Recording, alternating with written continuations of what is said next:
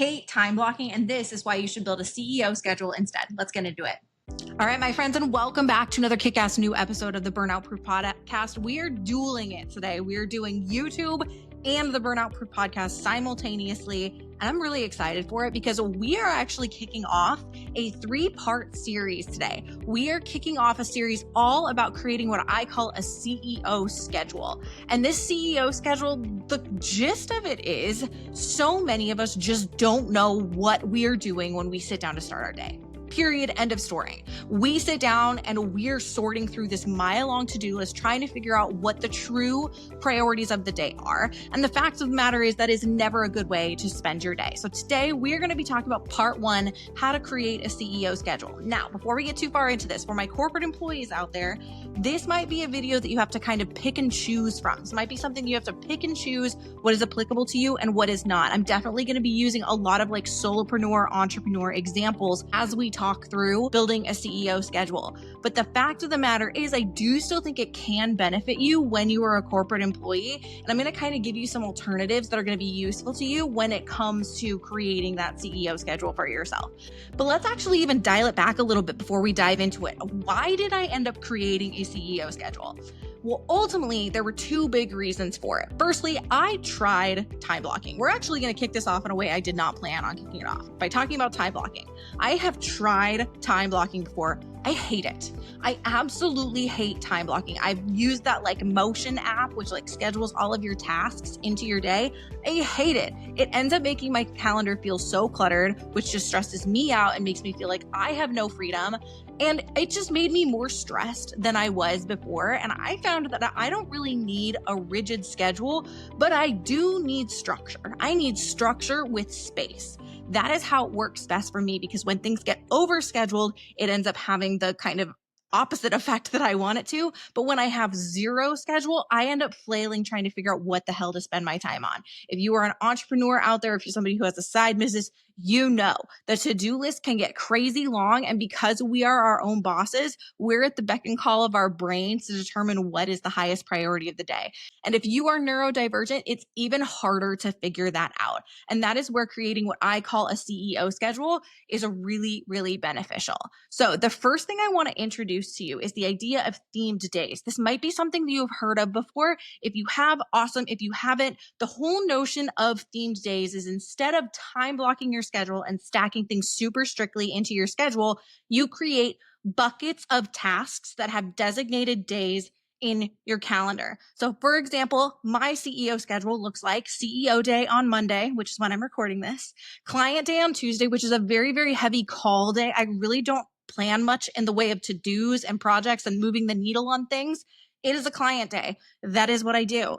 Wednesday is my conversion day, which is when I focus on connecting with others, where I focus on networking and where I focus on having those conversion conversations. Thursday is my creative day, which tends to be when I work on projects and those move the needle items. And then Friday is the catch-up day. It's kind of my catch-all day. I try to end early on Fridays if I can, though I am in a busy season right now trying to launch a lot of things off the ground before I really get into a lot of like my play parts of the summer.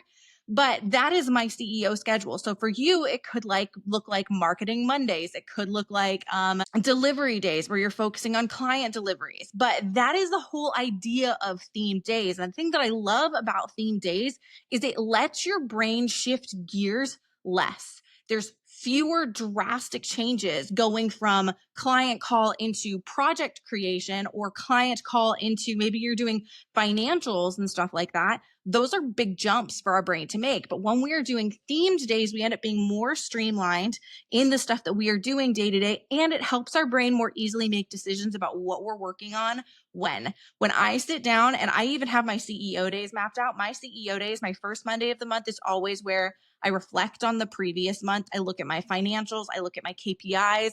That is my first CEO day of the month. My next two Mondays are my content creation days.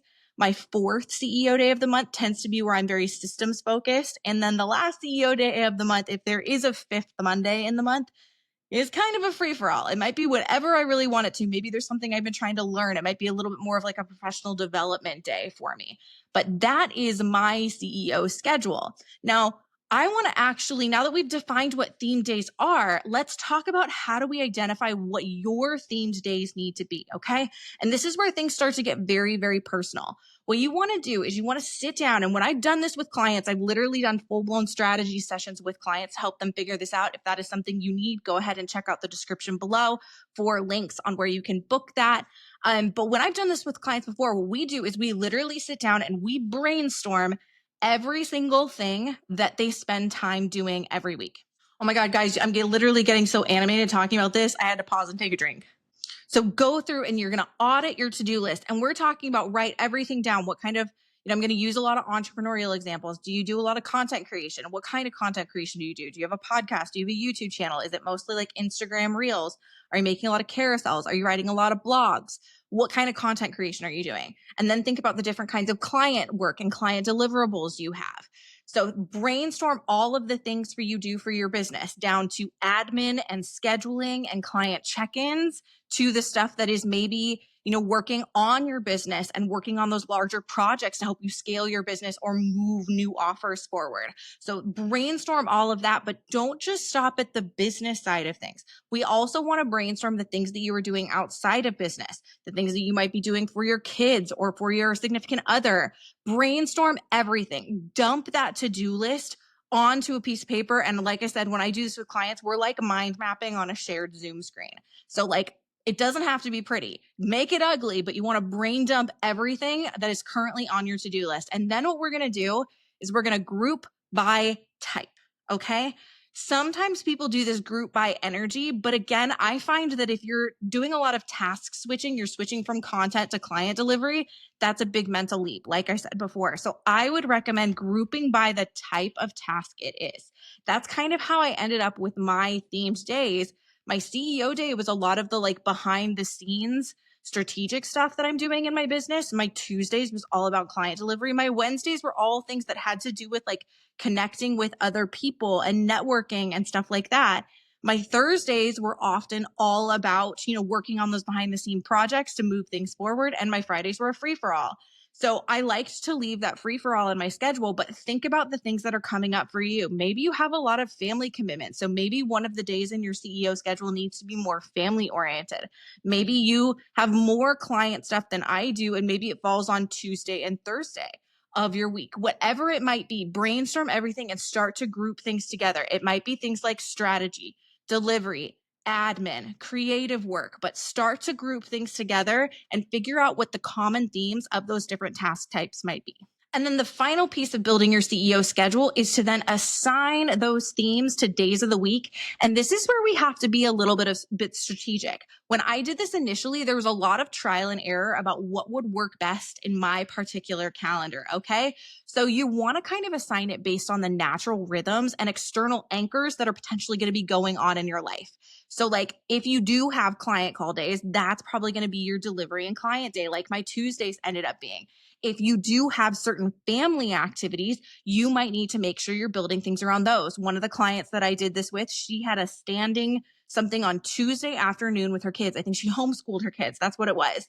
And she had something standing on Tuesday afternoon. So she had to be very strategic about what she put into her Tuesdays. Me, I really wanted to start off my week with a completely empty, if you've ever heard me say it before, my meetingless Mondays, where I don't have any meetings on Monday. That I wanted to be my CEO day because I really wanted to get into the thick of that really, really deep work, right? So that is what I end up doing with my particular schedule. But you've got to kind of work it to what your commitments are. I also think with this client that I'm thinking of, her Thursdays were more of her networking days instead of mine were Wednesdays. And that's because she was already out and about going to various different things on Thursday anyway. So it really strategically worked out very well for her to have Thursdays be the networking days. So assign the days that you came up with for your themed days strategically to the days of the week and use those either natural rhythms, which I didn't actually talk about the natural rhythms part of this. When I say natural rhythms, what I'm talking about is maybe you're super tired on Monday, so you don't want to do a lot of heavy lifting on Monday. Okay, assign that to a different day of the week. Maybe you like to take half days on Fridays. Okay, don't make that a client delivery day. So that's what I mean by natural rhythms, but be strategic about how you're assigning things. And again, there's going to be trial and error. The first time I did this, I tried to make my Mondays my content day. I actually found that more than anything, what that led to is me just spending an unnecessary amount of time on content. So now I try to batch it into certain days of the month as opposed to a dedicated day of the week. So I used to do content days, and I feel like I wasted my entire free day in my schedule working on content instead of working on the strategic things that I needed to do. So that was a change I made long term. There's going to be a little bit of experimentation to this, and that is freaking okay. And this brings me back to the whole notion of why I loved theme days so much. Again, not a fan of time blocking. It creates more stress than it's worth to me. And I do not like the idea of having an assigned hour every single day. That does not feel like freedom to me. And that is one of my core values and a big way that I want to build my business. I believe in creating time containers. And that's essentially what these theme days become, because we have 10, 12 hours potentially to really focus on deep work. And then maybe your afternoon is admin. That is actually, for those of you who are corporate employees, that's a good way to think of it. Instead of having themed days, maybe you have like a rough daily flow that you get into. Maybe you try to group all of your meetings into the morning and have your admin in the afternoons. Or maybe you do the opposite. Maybe you want to get into deep work in the morning and try to batch all of your meetings into the afternoon. Whatever works. And I understand that corporate employees, you don't have as much control over your schedule. So again, just try to pick and choose the things of this that feel applicable and apply them as best you can. And if you've got any questions about it, head to the link in the description, check out my free community. I actually just revamped my subscriber hub. So check that out and then pop in there and ask me any questions you have about how you might apply this if you don't necessarily have an entrepreneurial context that you're applying it in, okay? But with that, I really do feel like your calendar should reflect the freaking CEO you are, the CEO you're becoming. Let's be the CEO and the boss of our lives and our businesses, not the overworked employee we used to be. So this is part one of this process. Part two is going to be coming next week, where I talk about how you can use your systems, particularly your Notion systems, to support your CEO schedule and be strategic about how you're building your systems to do just that. I'm going to give you a sneak peek into my Notion systems and how you do that.